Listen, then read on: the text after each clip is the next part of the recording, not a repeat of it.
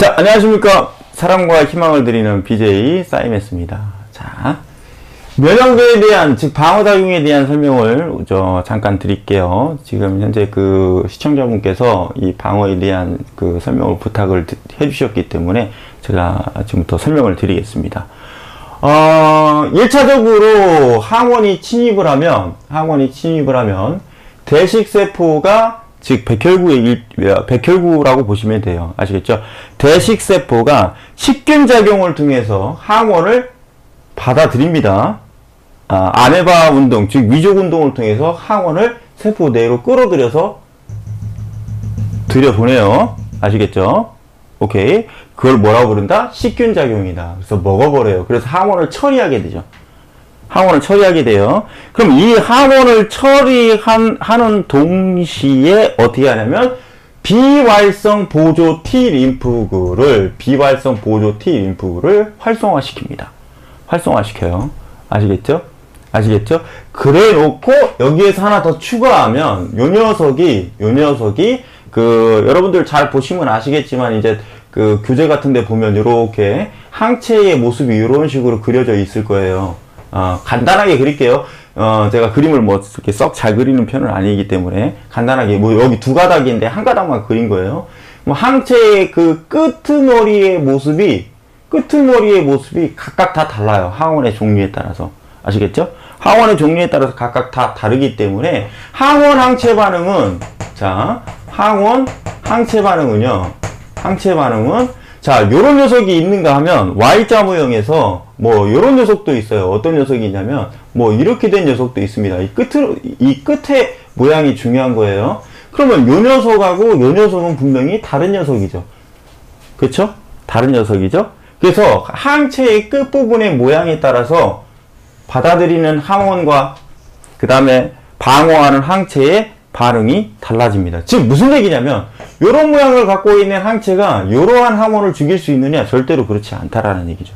아시겠죠? 그래서 항원 항체 반응은 뭐다? 특이적 반응이다. 아시겠죠? 특이적 반응이다. 뭐라고요? 특이적 반응이다. 특이적 반응. 그래서 뭐다? 특이적 면역이다라고 부릅니다. 특이적 면역. 아시겠죠? 비특이적 면역이라는 얘기는 대식세포가 너나 할 거 구분 없이 전부 다 쳐서 먹어버리는 게 비특이적 면역인 거고. 아시겠죠? 자, 그래서 항원 항체 반응은 특이적 면역인데 이 보조 T 림프가 활성화되면서 항체를 형성해요. 아시겠죠? 항체를 형성합니다. 자, 까루님 반갑습니다. 까루님 반가워요. 즐겨찾기하고 추천 주시면 제 방송 이용할 수 있습니다. 아시겠죠? 보조 T 림프구가 이러한 모형을 들어온 특정 항원에 대해서 이러한 항체의 모양을 지정을 해요. 그래서 B 림프구에게 영향을 줍니다. 보조 T 림프구가. 아시겠죠? 그래서 이 활성화된 보조 T 림프구가 B 림프구에게 야, 이 녀석아, 얘 이런 모양이었어. 그래 놓고 정보를 제공하죠. 자, 얘가 정보를 제공하는 거예요. 그래서 너는 이런 항체를 만들어내야 돼. 라고 정보를 주는 겁니다. 그럼 B 림프구는 어떻게 하느냐? B 림프구는 이러한 항체를 지금 들어오신 레전드님 반갑습니다. 이러한 항체의 정보를 받아들인 B 림프구가 이러한 항체를 만들어낼 수 있는 형질세포와 그 다음에 이러한 항체를 너는 평생 기억하거라. 이 녀석아. 기억하고 있어. 알았지? 그래서 기억세포를 만들어요. 아시겠죠? 기억세포를 만듭니다. 자, 즐겨찾기하고 추천주시면 저희 방송 이용할 수 있어요. 아시겠죠? 그럼 이 형질세포는 항체를 보유하고 있는 형질세포입니다. 아시겠죠? 아시겠죠? 그래서 이 항체를 보유하고 있는 형질세포가 항체를 형성합니다. 즉, 항체를 만들어내요. 항체를 만들어내서 어떻게 한다? 항원 항체 반응을 일으키죠. 항원 항체 반응을 일으켜요. 아시겠죠? 그 다음에 일부는 기억세포로 보내요. 왜?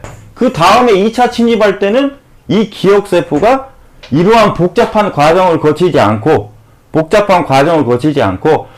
너는 항체를 기억하고 있으니까 바로 얘가 어떻게 하면 됩니까? 바로 얘가 항체를 만들어 버리면 되겠죠. 아시겠죠? 오케이. 자, 그래서 1차 침입이 되었을 때는 형질세포가 항체를 만들고 이것이 항원을 제거하는 거예요. 아시겠죠? 그 다음에 기억세포로 기억하는 거예요. 그래서 2차 침입 시에는 이 기억세포가 형질세포로 분화되고 그 다음에 또 다른 기억세포로 분화된 다음에 이 형질세포가 곧바로 재빠르게 기억세포에서 요 단계만 일어나면 되는 거니까. 그쵸? 그쵸? 그럼 상당히 빠르게 항체를 형성할 수 있다는 얘기죠. 빠르고 신속하고 다량의 항체를 만들어낼 수 있다는 거예요. 아시겠죠? 그리고 또다시 기억세포로 분화되었으니까 다음에 또 침입한다고 하더라도 어떻게 됩니까?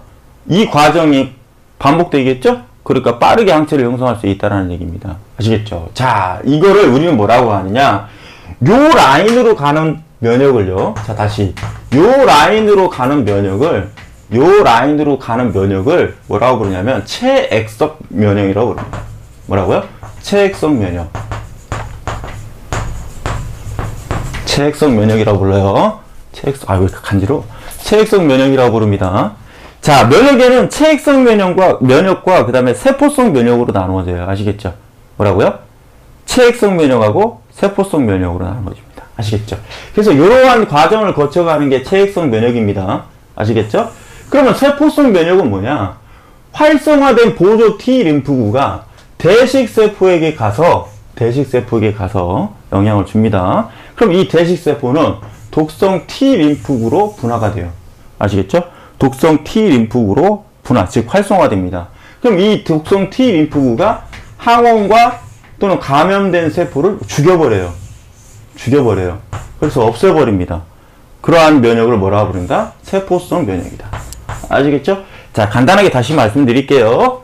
항원이 들어왔어요. 대식세포가 식균작용을 해요. 그래서 항원을 처리합니다. 그러면서 뭐예요? 이 항원에 맞게끔 세팅된 항체를 일단은 뭐예요? 작성을 해요. 따라서 그것이 그 항체를 보조 T 림프구가 그 항원을 처리한 이후 보조 T 림프구가 활성화되면 이에 항체의 정보를 누구에게 보낸다? B 림프구에게 보내요. 그럼 B 림프구는 그 항체의 특성에 맞게끔 형질세포와 기억세포로 분화시켜요. 아시겠죠? 그럼 이 형질세포에서는 이런 기억된 정보에 대한 항체를 가지고 있기 때문에 어떻게 되는 겁니까? 항체를 만들어내겠죠. 그래서 항원 항체 반응을 통해서 제거하는 면역이 자, 체액성 면역이라는 겁니다. 그 다음 제2차 침입을 했을 때는 이 단계가 나오지 않고 곧바로 뭐예요? 기억세포에서 형질세포와 기억세포로 다시 재분화되고 그 형질세포가 다량의 항체와 그 다음에 신속한 반응을 통해서 2차 침입 때 방어작용을 하는 겁니다. 이러한 총 부분을 체액성 면역이라고 하는 거예요. 아시겠죠? 체액성 면역. 자, 그 다음에 뭐예요? 체액성 면역이 나타나고 세포성 면역이 나타납니다. 그래서 보조 T림프가 활성화되면 이 보조 T림프구가 대식세포로 하여금 독성 T림프구로 활성화시키고 독성 T림프구는 항원과 감염된 세포를 죽여버립니다. 이게 세포성 면역이에요. 아시겠죠? 아시겠죠? 그래서 이거를 잠깐 그래프로 그려보면